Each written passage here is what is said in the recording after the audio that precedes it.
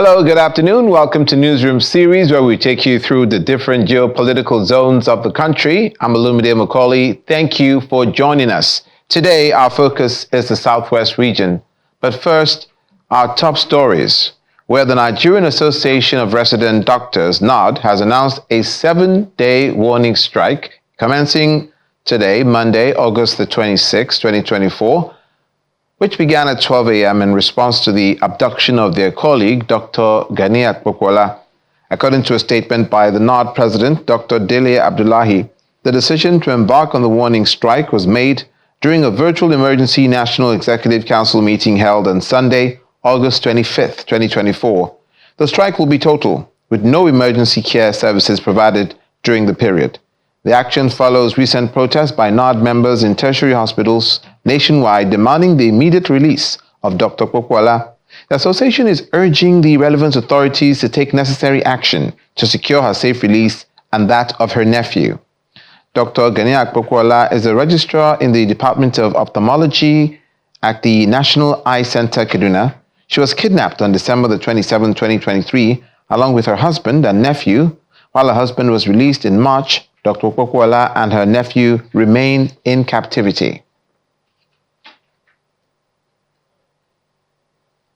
The Court of Appeal sitting in Abuja has overturned the judgment of the Federal High Court, which ordered the People's Democratic Party, PDP, to allow the participation of 381 ad hoc delegates in the February 22 primary election that produced Mr. Sue Ighodalo as the candidate of the party in the September 21st, 2024 governorship election in Edo State.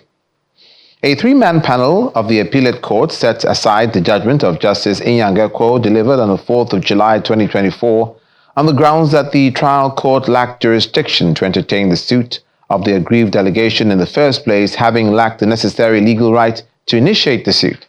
In a unanimous decision, the court held that it cannot interfere with how the PDP selects its candidates for the September 21st governorship election in Edo State.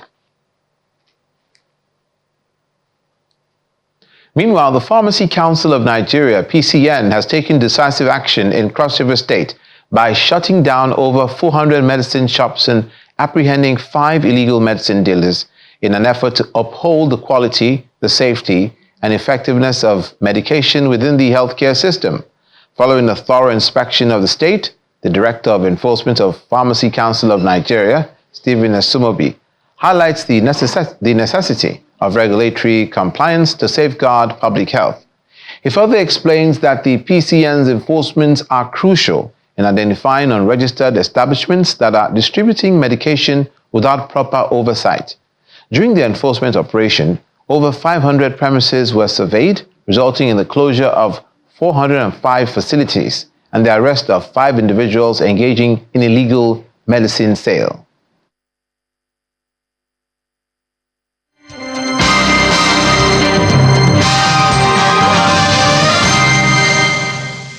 Now we get down to brass tacks on Newsroom series with our focus on the Southwest region. The federal government has inaugurated the Conversion Incentive Program of the Compressed Natural Gas Initiative in Ibadan, the Oyo State capital. The program is part of the presidential CNG Initiative, targeted at providing Nigerians with affordable alternatives to fuel in order to adopt sustainable environment, reduce cost, and improve availability for Nigerians.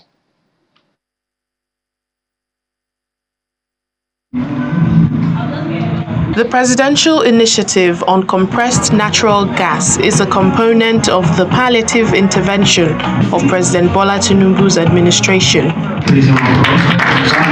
The initiative aims to provide soft landing for Nigerians to cushion the effect of the hardships caused by fuel subsidy removal.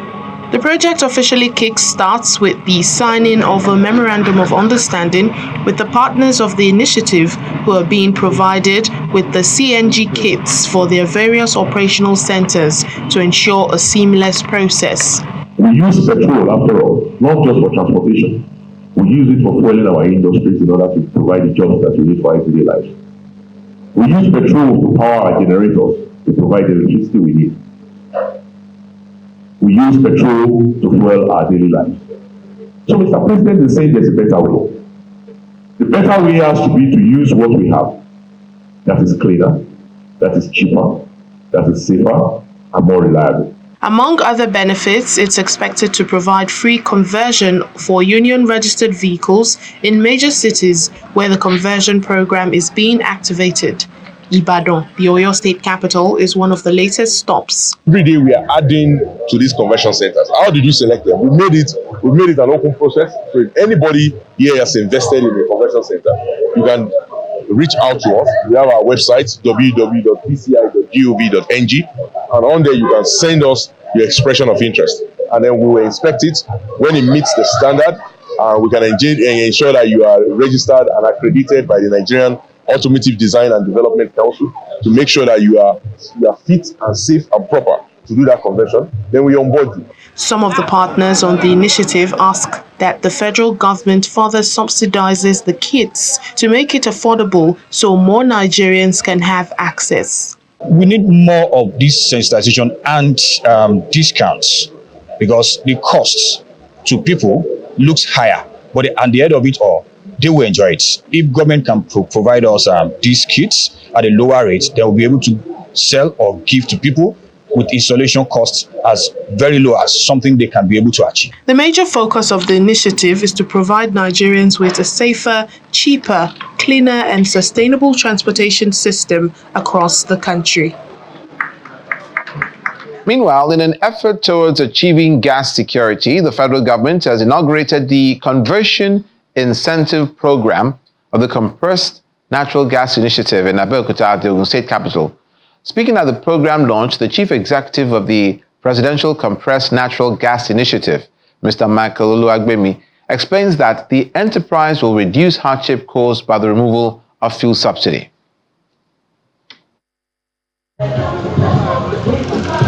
This initiative is in fulfillment of President Bola Tinubu's promise towards ensuring energy security, as it plans to convert 1 million vehicles using petrol to run on compressed natural gas for free. As expected, the event in Abeokuta, the Ogun State capital, attracted the presence of the representative of the Ogun State governor, Prince Dapo Abiodun, members of the transport unions in the state, and other critical players in the oil and gas sector. The program is designed to create relief for Nigerians after the hardship caused by the removal of fuel subsidy, and is expected to have a direct impact on the lives of citizens. The Chief Executive and Program Director of the Presidential Compressed Natural Gas Initiative says that the energy transition has come to stay to stimulate economic recovery, growth and development. What will happen to our businesses? What will happen to our daily lives when we cannot get the energy we need if we continue to be fixated on our addiction to PMS and diesel? We will only have ourselves to blame if we have not transitioned to the gas. More difficult to steal, much more easier to use and convey and to process for the purpose of not just transportation, our power sector, but also our industries.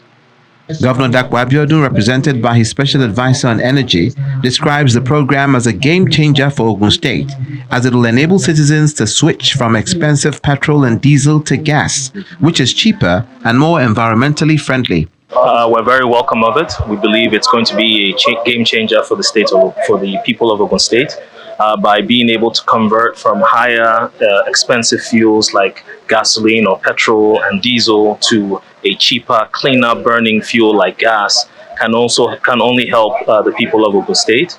We're going to reduce pollution by a significant amount, reducing the particulates of nitrous oxides and CO that goes into the atmosphere from our roads can be reduced by a significant amount to improve the lives of people. Speaking immediately after the program, the chief executive of the Presidential Initiative on CNG says the Memorandum of Understanding has been signed with 4 major conversion centers. What we will be providing, working with conversion center partners like the one that hosted us today, and we signed up 4 of them here in Ogun State today, which made the 60th conversion center we've signed up across Nigeria for the program, now activated in 7 states.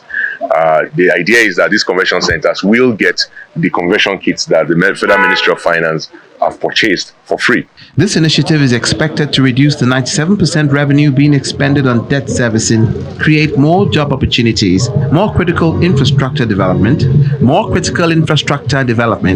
and clean and conducive environment for living. To education, the management of the Federal University of Oyo-Ekiti says the institution has been experiencing tremendous achievement and academic growth following the federal government's intervention in the area of infrastructure. The Vice Chancellor of the institution, Professor Sunday Fashina, gave the commendation during a visit of the federal government delegation to the school led by the Pro-Chancellor and Chairman of the Governing Council, Mr. Kayode Ojo. The Chairman of the University Governing Council is on a tour of facilities as the federal government pursues aggressive innovation and infrastructural development for renewed academic standards in the university. We have changed the face of this university in terms of infrastructural development. Things have changed, and that is why I'm not surprised that we are the number 4 most subscribed university in Nigeria. The courses are available, the quality of lecturers are good, and our calendar is stable. We have a very stable calendar. We are entering to 2024-25 session now from September. Looking at all parameters, all indices, all indicators, you will see that FOE will continue to go higher in terms of proper ranking, in terms of stability of calendar, in terms of quality of lecturer, in terms of quality of student. You'll be aware that of late, some of our students pass ICANN exams at 300 level. 8 of them pass ICANN exams at 300 level, and 6 of them were given scholarship at US for PhD, direct from BSc. These are quality students that we are producing here. If they are not good, they will not be given the opportunity to come and study PhD in the US. 6 of them. Not only that, of course, the ICANN students, they pass at 300 level, they are still going to 4, but they have passed the ICANN exam, 6 of them at that level. So just to show that the quality of staff, the quality of teaching is high here. This is a very, very important university, and with the student population here and the interest of everyone here, the infrastructure and facilities is really, it's even below 50%. That's what I'll say. So we need government intervention and people's intervention too. Our prospect is good. We're very optimistic that we'll get a lot of support from all the agencies of the government, federal government, established the school to help us so that we can rapidly meet up with the infrastructure that is required to ensure that the children that are turned out of this school are well educated, they are well prepared for the future. The Lagos State government has emphasized the need to replace Nigeria's aging farming population with youth trained in modern farming techniques towards improving food production, job creation, and sustaining livelihood. This is according to the State Commissioner for Agriculture and Food Systems, Abisola Olusoya, who was speaking at the Agricultural Training Institute, Ekpe, following the completion of a 1-month training program in agricultural entrepreneurship for youth aimed at equipping participants with the skills needed to enhance food security and promote agriculture in the state. After 4 weeks of intensive training at the Lagos State Agricultural Training Institute, Ekpe, youth who had the opportunity to undergo the practical and theoretical aspects of agricultural modern farming techniques are ready for the examination assessment to test their capabilities. This test or assessment is not just for us to understand or to determine how well you have comprehended all those things that you have been taught. We also use it as a form of assessment too on our own part. Done with the examination exercise, some of the students commend the state government for the agricultural exposure. My aspiration after this program is to be able to make use of what we have been taught and also to be able to develop myself and my community. I'm actually willing to go into agriculture and production of fish, to be precise. The day everyone has been waiting for is finally here. Lab graduation ceremony and senior officials from the Ministry of Agriculture and Food Systems are here to support the agri startups. We want you to pass on the vaccine. The knowledge learned here. Don't limit yourself. It is beyond limits. Let it be a new journey towards excellence. Words of encouragement for the graduating students with the charge to utilize the knowledge gained from Lagos Agripreneurship Program. I want to implore you, don't be like that child that was given one talent and he went to bury it. Rather, be like that person that was given 2, that multiplied it, that was given 5, that multiplied it. The students are grateful for the knowledge acquired. I want to tell you that you have all enriched our lives and have given us a wonderful experience that will never be taken away from us. Aquaculture, poultry, piggery, horticulture and vegetable production are the major value chains under the Lagos Agripreneurship Program. The Commissioner for Agriculture and Food Systems says the sector provides opportunity for the youth to stand out in their various fields. You have multiple and multi-dimensional occupations around this one field. And trust me, there are people who are making good monies out of it. The bottom line is this. We need to become a food secure nation. We need to become a food secure Lagos. Without you, we cannot be food secure. Without the younger generation, we cannot be food secure. So we need you as much as you also need us for technical support and enterprise support. The next phase for these agri startups is a 3-month internship and mentorship phase where the participants will be attached to commercial farms in their chosen value chains. The Lagos State government says it will continue to support youth who have passion for agriculture in order to achieve improved food production for Lagos. The federal government has reaffirmed its commitment to completing all ongoing and abandoned projects nationwide with the aim of significantly improving the quality of life for citizens. This assurance was given by the Minister of Water Resources, Professor Joseph Utsev, during an inspection visit to the Ogbesed Water Dam in Ekiti. The minister says the dam, which has been under construction since 2009, is one of the projects earmarked for completion. The Minister of Water Resources and Sanitation, Joseph Utsev, is on a tour of water supply schemes across the southwest region, especially abandoned projects. His latest stop is in Ekiti, Ekiti State, where he and his team inspect the Ogbesed Water Dam, which has been under construction since 2009.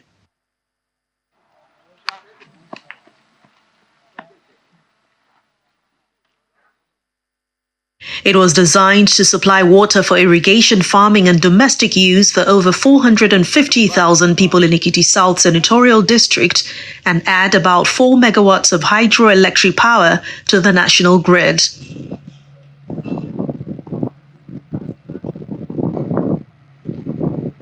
He is taken round the facility by the ministry's Director of Dams and Reservoirs, Ali Dalla, to get a clearer picture of what needs to be done. We have the embankment, which is an outfield, is supposed to be earthfield, an embankment that is 1,050 meters in length, and it has a maximum depth of 14.5 meters. And with the terrain, available terrain here, we're capable of commanding a reservoir capacity of 74 million cubic meters. It is this volume that will be utilized for, as I said, irrigation, water supply, and hydropower. And apart from the embankment itself, we have another small dam here, we call it Saddle Dam.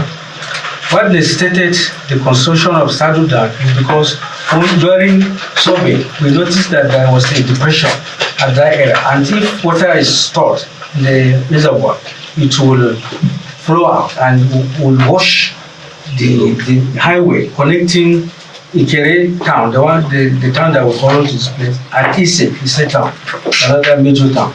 So because of that, we had to build what we call the Saddle Dam to prevent escape of water from the reservoir. The wait may not be too long, as the project is already at 70% completion, and with funding approval by President Bola Tinubu, those directly in charge are sure of a 2025 completion date. Where we are now is funding for this particular project, which Mr. President has graciously approved and very soon the installation of this hydropower component will be completed, and the second phase of this particular project, which is the water supply and the irrigation components, will also be done. The minister's tour of water supply schemes is taking him across the country, with several irrigation projects underway to improve domestic use, enhance electricity supply, support irrigation farming, and convert flowed waters for agricultural use. Participants at the 2024 Southwest Conference on Improving Regulatory Environment for Civil Society Organizations have called for strategic and mutual synergy between the government and the CSOs towards enhancing good governance, accountability, and equity, and they made the call in Abeokuta, the Ogun State capital, during the 2024 Southwest Regional Conference with the theme Fostering Strategic Partnership for a Thriving Non-Profit Sector in Nigeria. They identified inconsistent regulatory policies, multiple registration, amongst others, stifling the smooth operations of the civil society organizations in the country. Civil society organizations are formed to facilitate social change through social accountability, community empowerment, and good governance in a democracy. With this in mind, this gathering in Abeokuta, the Ogun State capital, attracts members of the civil society organizations from southwestern states, members of the State and National Assembly, members of the state's judiciary, the EFCC, among other strategic partners, seeking collaborations for a thriving non-profit sector in the country. Thank you very much. Thank you very much. The Speaker of the Ogun State House of Assembly, Oludaisi Elemide, sets the ball rolling as he calls for a more conducive operating environment for civil society organizations in the country. The consideration is to bring the convergence of policy/legislation and judicial interpretation. Thus, the three arms of government, the executive, the legislature, and the judiciary, work together at the subnational level. The convergence of three arms of government with a strong CSO backs the collectiveness of the people's will and aspiration. Policy reform. By collaborating with state agencies, legislatures can streamline operational requirements, ensuring that CSOs can function smoothly without unnecessary regulatory burden or bottleneck. 2. Ensuring financial sustainability. Legislatures can introduce tax incentives and exemptions for CSOs because we believe they are non-profit organizations, encouraging more private donations and funding from international bodies. This financial support is crucial for the sustainability of CSO activities. Meanwhile, Chairman, House of Representatives Committee on Civil Society Organizations and Development Matters, Victor Uguzo, bemoans multiple registrations imposed on CSOs, but expresses readiness of the National Assembly towards effective collaboration to make things smoother. What we should be doing there should be documentation. I don't look, I'm actually saying my mind as it is. Even also at the subnational level. Once you've done the basic, registration that you should do, especially with CAT, if only the subnationals too can adopt CAT as the universal acceptable proof of being legal, if they can do that, why not? So we have to come to a round table and take this decision. How many ministries do we have in the subnational? All the MPs and agencies. And you'll be paying money and registering and all of that. It's crazy. I don't think that is acceptable. In the meantime, the Chief Judge of Oyo State, represented by High Court Judge Justice Mojisola Sule, who's also the co-chair, Community of Practice on Civic Space, calls for mutual understanding and trust towards deepening the nation's democracy and good governance. As we work towards creating positive change in our communities, it is essential that we work together effectively. When we collaborate, we bring together diverse perspectives, skills, and experiences that enable us to tackle complex problems and achieve our goals. We must do more to strengthen our collaboration. We need to move beyond mere cooperation and towards true partnerships. We need to trust each other, communicate openly, and be willing to compromise. Partnership between the government, non-profit, private sector becomes very crucial.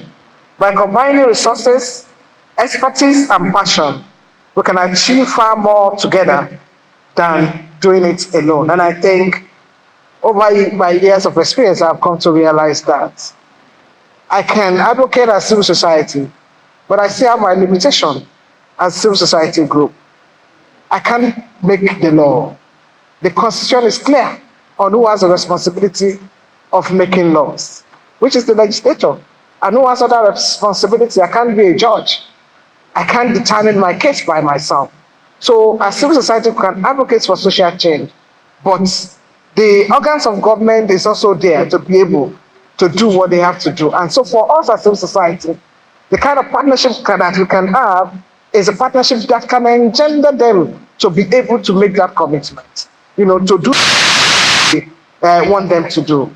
The event was put together by Global Rights in collaboration with the Community of Practice on Civic Space, with support from the European Union delegation to Nigeria and ECOWAS, as it provides an opportunity to synergize efforts to strengthen the CSO regulatory environment in Nigeria.